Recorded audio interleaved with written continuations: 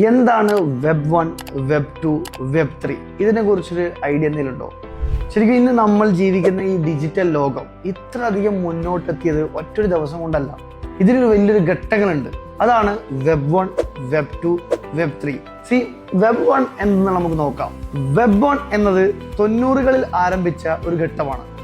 അന്ന് വെബ്സൈറ്റുകൾ വായിക്കാൻ വേണ്ടി മാത്രമായിരുന്നു.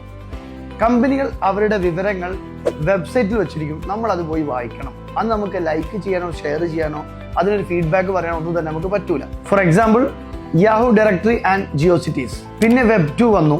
ഇതാണ് നമ്മുടെ ഫേസ്ബുക്ക്, ഇൻസ്റ്റഗ്രാം, യൂട്യൂബ് നിറഞ്ഞ കാലം. ഇവിടെ നമ്മൾ വായിക്കാനും എഴുതാനും ഷെയർ ചെയ്യാനും എല്ലാം നമ്മൾ തുടങ്ങി. ആളുകൾ കണ്ടന്റ് സൃഷ്ടിച്ചു, അത് വൈറലാക്കി, ലോകവുമായി അത് കണക്ട് ചെയ്തു.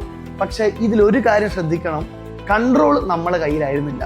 അതൊരു മറ്റുള്ള കമ്പനി, അതായത് Facebook company, YouTube company, Instagram company, ഇതേപോലുള്ള കമ്പനികളുടെ കയ്യിലാണ് നമ്മുടെ ഡാറ്റകളും നമ്മുടെ അക്കൗണ്ടുകളും എല്ലാം അവരുടെ അണ്ടർ കൺട്രോൾ ആയിരുന്നു. പിന്നെ ഈ ഒരു കാലഘട്ടത്തിന്റെ ഗെയിം ചേഞ്ചർ ആണ് വെബ് 3 എന്ന് പറയുന്നത്.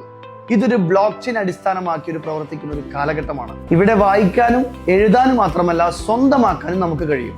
സോ നമ്മുടെ ഡാറ്റ, നമ്മുടെ പണം, നമ്മുടെ അസറ്റുകൾ എല്ലാം നിങ്ങളുടെ കയ്യിൽ മാത്രമാണ്. ഇവിടെ ഫേസ്ബുക്ക് ഇല്ല, ബാങ്ക് ഇല്ല, മിഡിൽ മാൻ ഇല്ല.